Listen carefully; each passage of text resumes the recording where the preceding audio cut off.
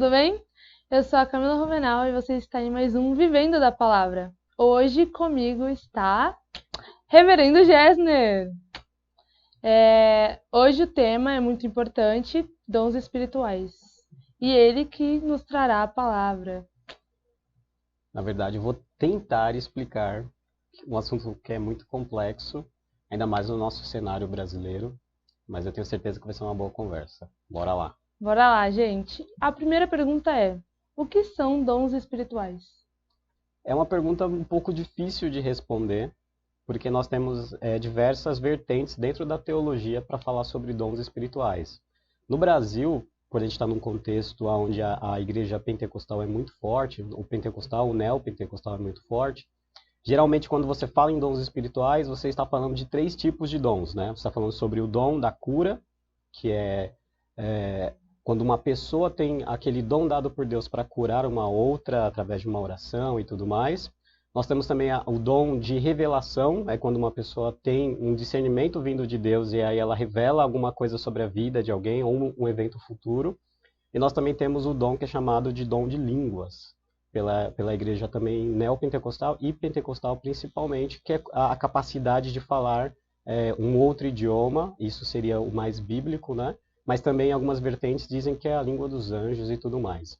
Então, dentro do nosso contexto brasileiro, quando nós falamos dons espirituais, a gente está falando sobre esses 3, basicamente. Mas eu poderia fazer uma análise mais reformada dessa palavra, e aí nós diríamos que qualquer dom dado por Deus para que nós possamos trabalhar para Ele. Seria um dom, muitas vezes não espiritual em si, né? A gente colocando a mão na massa seria mais real, não mais espiritual. Mas, basicamente, no Brasil é isso, quando nós falamos sobre dons. E nós podemos afirmar hoje em dia que o Espírito Santo trabalha nas pessoas ainda? Com certeza. Se não fosse o Espírito Santo, não haveria salvação, né? A palavra ela é pregada pelos pastores, ela é ensinada através da igreja, através de uma conversa no nosso trabalho, no nosso dia a dia, na faculdade. Mas a pregação ela seria muito irrelevante se não tivesse o Espírito Santo para utilizar a palavra de Deus para confrontar o coração humano, para revigorar o coração humano, né? Nós temos aí a ordem da salvação na teologia reformada, para dizer que um morto ele se torne agora alguém vivo e ele possa então responder positivamente a essa pregação. Se não fosse o Espírito Santo, a gente não teria essa capacidade. A gente não teria capacidade de discernir o que é verdade e o que não é também, porque o Espírito Santo ele ainda fala com aqueles que são convertidos. Então, o papel do Espírito Santo ele é de suma importância. Não tem como a gente falar sobre salvação ignorando a terceira pessoa da Trindade. Pelo contrário, ele é extremamente relevante em nossos dias e ele continua trabalhando. E eu digo que ele trabalha muito. Tem muito trabalho pela frente. Nos dias de hoje, as manifestações de dons podem ser obtidas por pessoas que se afastam de Deus ou pessoas que às vezes não são crentes. É porque a gente vê muito hoje em dia que as pessoas às vezes falam em línguas ou que falam com Deus e às vezes nem cristãs são ainda ou nem convertidas são. Existe através da teologia reformada, principalmente de Calvino, 2 termos, né, que é a graça comum e a graça especial. A graça comum, ela está sobre todas as pessoas, senão a gente não conseguiria sobreviver. Então a graça comum é quando Deus ele coloca sobre todas as pessoas, não o Espírito Santo dele, mas uma vontade de fazer o bem. Então você pode ver que diversas religiões, por mais que não sejam religiões cristãs em si, elas têm esse desejo de fazer o bem, elas têm esse ser moral dentro de si, elas têm a moral dentro de si, então elas sabem o que é certo e o que é errado e tudo mais. E isso não necessariamente precisa ser algo colocado pelo Espírito Santo. Agora, o Espírito Santo habitar alguém e o Espírito Santo capacitar essa pessoa somente naquele que foi lavado e remido no sangue de Cristo. Então não tem como uma pessoa que não é convertida, ela ter o Espírito Santo dentro de si, e não tem como ela ter dons que são dons somente vindos pelo próprio Espírito. Então o Espírito Santo ele habita e o Espírito Santo utiliza pessoas que são regeneradas. Ele não usa mortos, espiritualmente falando. Ele só usa pessoas que já passaram pela regeneração e estão vivas. Essa é muito Polêmica, gente. Você diria que pessoas que dizem falarem com Deus ainda ou ouvirem a voz de Deus são pedra de tropeço para outros? Depende do que a gente está falando. Um exemplo disso, eu escuto a voz de Deus, mas eu escuto a voz de Deus através da Bíblia.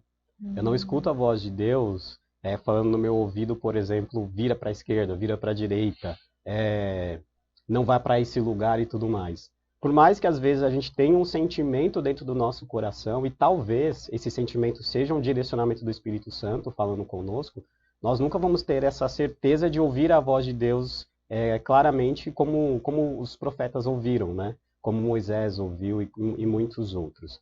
Então é um pouco delicado esse assunto, porque existem pessoas que dizem que escutam a voz de Deus no seu próprio ouvido, né?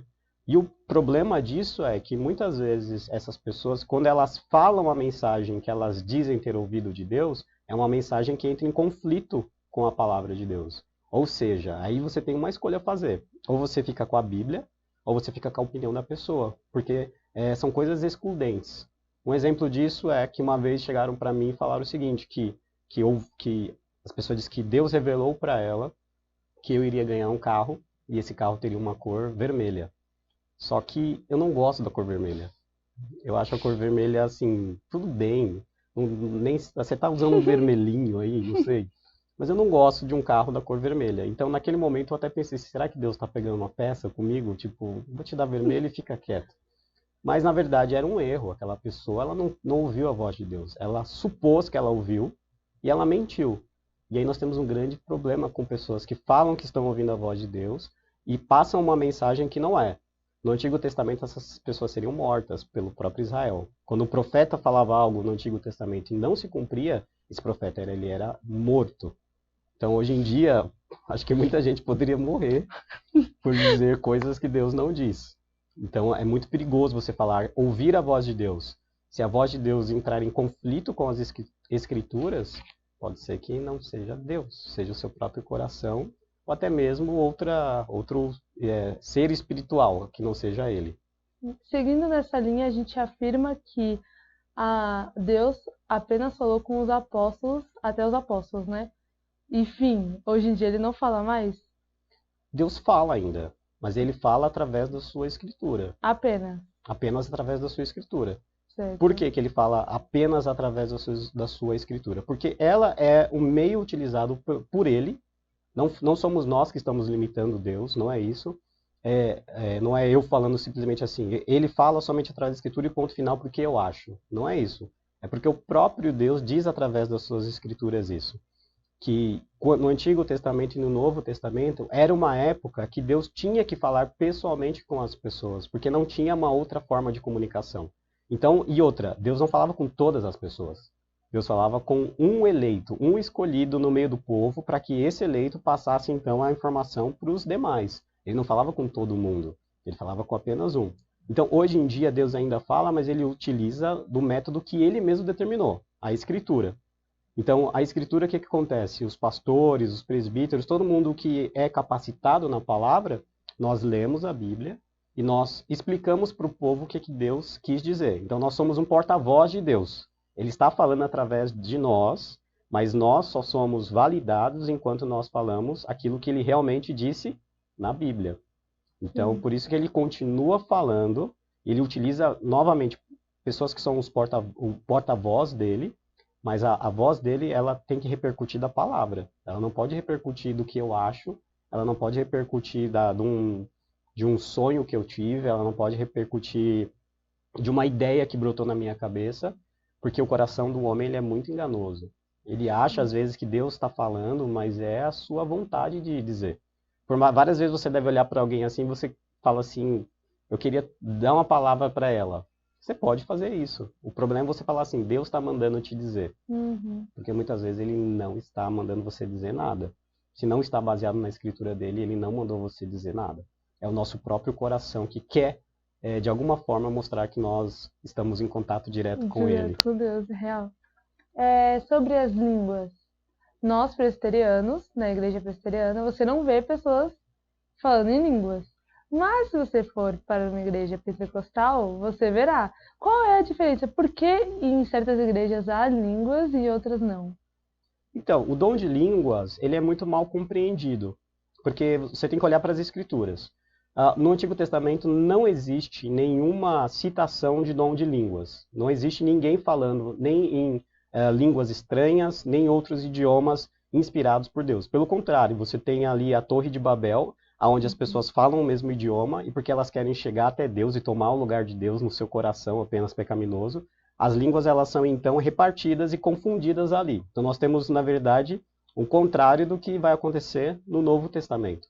Então no Antigo Testamento nós não temos isso. Na época de Jesus também nós não temos o dom de língua. Jesus Cristo não falou em línguas estranhas, nem mesmo num idioma que ele não conhecia. A primeira vez que nós vemos o dom de línguas na Bíblia é em Atos 2. Em Atos 2, o que acontece? Os judeus estão ali comemorando a Páscoa, e eles estão em Jerusalém, que era uma cidade onde tem um comércio muito grande, e outros povos estavam ali. Então nós temos mais ou menos mais de 12 a 18 nacionalidades diferentes em Jerusalém, enquanto eles estavam comemorando a Páscoa. E depois disso, o Espírito Santo queria converter o maior número de pessoas possível no menor tempo possível. Então a única forma de fazer isso é pregando a palavra de Deus, que é o método que ele deu. Só que existe um problema. O judeu não sabe falar os 18 idiomas, vamos supor que tenha 18 idiomas, 12 idiomas, vamos supor que tenha 6 idiomas ali.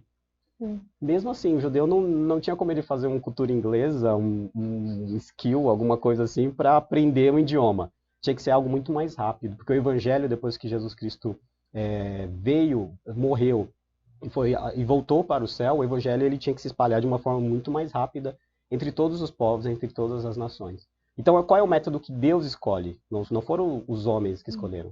É que esses homens pudessem falar, naquele momento, outros idiomas. Idiomas que já existem. Não são línguas estranhas. São idiomas existentes. Então, as pessoas que estavam em Jerusalém ali embaixo, elas começaram a ouvir no seu próprio idioma alguém desse grupo pregando a palavra de Deus. E em Atos 2 nós vemos que eles ficam assustados, porque eles até falam isso. Eles falam, mas esses homens não são judeus? Por que eles estão falando na minha língua? Então o que acontece ali? Eles ganham esse dom e esse dom é utilizado para evangelismo. É simplesmente para isso. Qual é o resultado disso? Mais de 3.000 homens se convertem, e nós temos ali a pregação de Pedro depois, para colaborar com tudo isso. E o evangelho, então, ele expande por todos aqueles lugares. Só que isso acontece naquele momento. Isso é algo pontual. Esses homens eles não ficam falando no outro idioma. Eles evangelizam em outro idioma e eles param de falar nesse outro idioma. E não é uma língua estranha. Não é uma língua dos homens, dos anjos. É um idioma que eles falam como novo. Então, o que acontece? Depois de algum tempo, esse idioma ele vai cessar. Esse dom de idiomas. E nós vemos que ele é muito rápido. Porque até Paulo vai falar lá em Coríntios, a carta, né? Que aquele que fala, se não houver quem interprete, que ele fique quieto dentro da congregação. Então já começa a ter alguns problemas. Porque vamos supor que estamos num culto. Levantava uma pessoa e começava a falar em línguas, que na verdade são idiomas.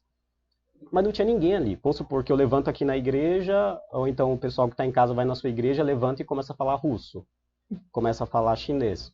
Só que não tem ninguém ali. Não tem ninguém ali que sabe esse idioma. Então Paulo fala, olha, quando você vai falar com dom de idiomas e não tem ninguém, que você fique calado. Se não tem ninguém para interpretar, e aí que ele vai falar isso, você fique quieto, porque então é algo inútil. E as pessoas desde aquela época já começaram a mimificar esse dom, fingir que é um dom verdadeiro, mas se não tivesse alguém para receber, Paulo manda ficar quieto. O que acontece aqui? Depois disso nós temos ali algumas heresias do primeiro século, que também dizem que têm ali os dons espirituais e tudo mais, mas é um dom que cessa. Ele fica muito tempo ao longo da história sem pessoas falando em línguas. Mas aí, em 1909, 1910, existe um grupo nos Estados Unidos, que é da Rua Azusa, que muita gente conhece, que eles dizem que eles receberam novamente esse dom. E aí, quando eles dizem que receberam esse dom novamente, depois de 1900 e poucos anos que esse dom foi... simplesmente não existe relato de pessoas, de cristãos falando em línguas estranhas, ele volta. E aí, quando ele volta, essas igrejas, através da Rua Azul, elas começam a se espalhar. Inclusive, chegam no Brasil, em 1910, se eu não me engano. As primeiras, 1910 não. Nessa época, mais ou menos, chega duas igrejas que têm esse dom, né? Que é a Igreja Assembleia de Deus, nós temos a Congregação Cristã do Brasil também. Um pouco menos o dom de línguas, mas ainda tem. Então, essas igrejas, elas começam a se espalhar. E esse dom começa a voltar, e ele volta com muita força aqui no nosso Brasil.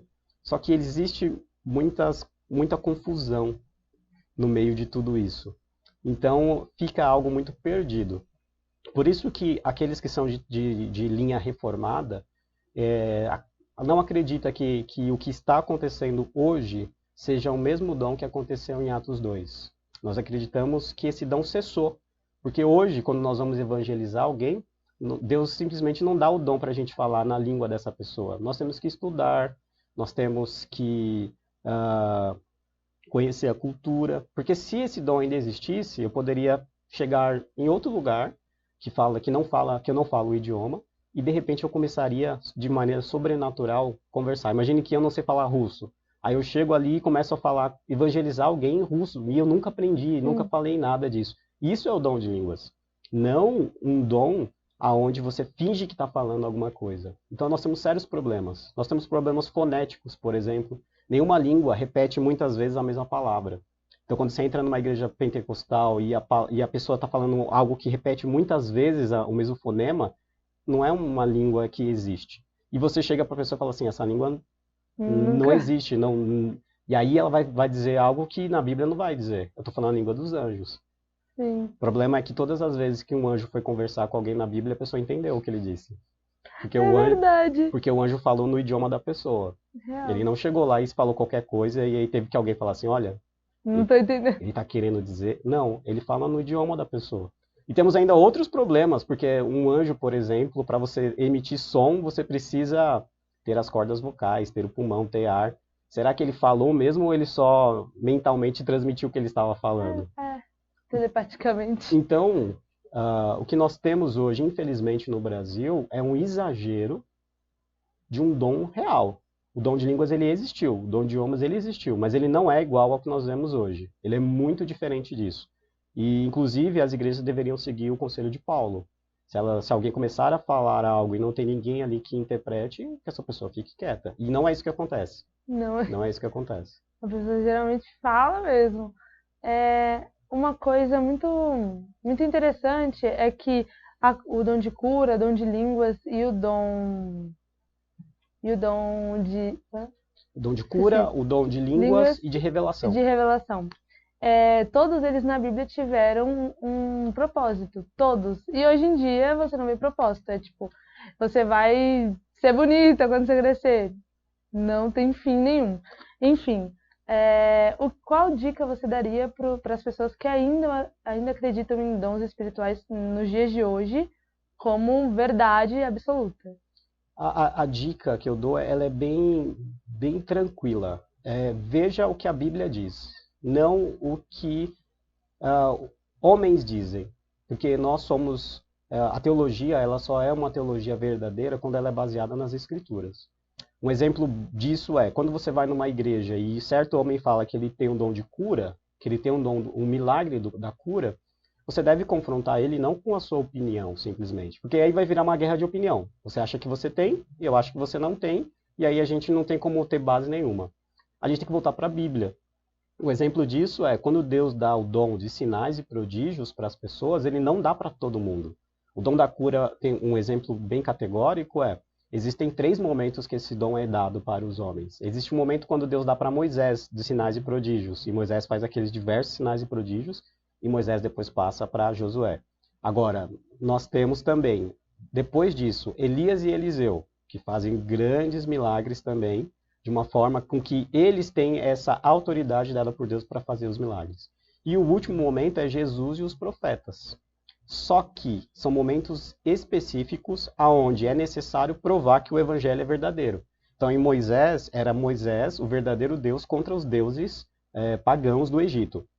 Em Elias, era Elias ali, depois até mesmo Eliseu, contra diversos profetas de Baal.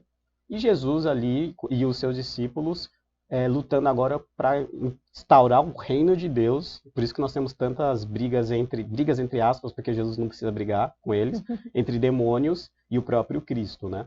Então nós temos ali uma briga de reino para mostrar qual é a verdadeira religião, nesses 3 momentos. Só que existem diversos outros momentos na história que não tem ninguém com esse dom de cura. E hoje em dia, as pessoas que dizem que têm esse dom de cura, elas devem ser colocadas à prova. Eu não estou dizendo que Deus não cura. Hoje ele continua fazendo milagres. O problema é que ele não precisa da gente para isso. Ele não precisa de mim para ele fazer um milagre. A pessoa pode orar diretamente com ele e ele fazer um milagre na vida dela. Agora, quando eu digo que eu tenho o dom bíblico, o dom espiritual da cura, significa que eu posso curar qualquer um que vier me procurar. E os homens que dizem isso, eles não podem curar qualquer um. Porque eles, na verdade, não podem curar ninguém. Então, eles fingem que têm o dom da cura. E interessante é que, para eles curarem alguém, essa pessoa tem que pagar. Então, você tem que dar ali sua oferta, seu dízimo. Tudo isso está vinculado com dinheiro. Não está vinculado com salvação. Jesus, quando curava as pessoas, ele não curava para que todo mundo o aplaudisse. Ele curava para a pessoa obter depois disso a salvação. Tanto que os fariseus várias vezes perguntam para Jesus assim, faz um milagre, a gente acredita em você. E Jesus fala, não vou fazer. Porque o sentido do milagre não era esse. Então, a nossa ideia de dons espirituais, ela tem que ser confrontada com a Bíblia sempre. E a Bíblia tem que prevalecer. Se o que nós estamos vendo na igreja brasileira tem respaldo bíblico, nós devemos aceitar. Mas, infelizmente, não temos respaldo bíblico para esses exageros que estão sendo feitos em nome de Deus. E essas pessoas vão pagar. Porque existe até mesmo um versículo onde as pessoas chegarão para Jesus no dia do juízo final e falarão assim, Senhor, no teu nome nós expulsamos demônios, nós curamos e tudo mais. E Jesus fala, afastai-vos de mim, porque eu não conheço vocês. Então, essas pessoas que estão fazendo isso, elas serão, sim, penalizadas. Então, se tiver alguém nos vendo e tudo mais, e essa pessoa acha que tem um dom de cura, acha que tem um dom de línguas, acha que tem um dom de revelação, é melhor ela verificar nas escrituras se o que ela está fazendo é algo bíblico ou não, e rever os seus conceitos. Porque é algo muito perigoso você falar que tem um dom que você não tem. E você usar o nome de Deus para falar com outra pessoa algo que Deus não mandou você falar. É perigosíssimo. É muito sério, gente. Leiam a Bíblia, revejam seus conceitos, gente. Enfim, obrigada, Obrigada, reverendo. Foi muito bom, foi bênção. Obrigada a você por estar assistindo. Eu agradeço. Deixem um likezinho, se inscrevam no canal, ativem o sininho. Um beijo para vocês. Que Deus abençoe. Até mais.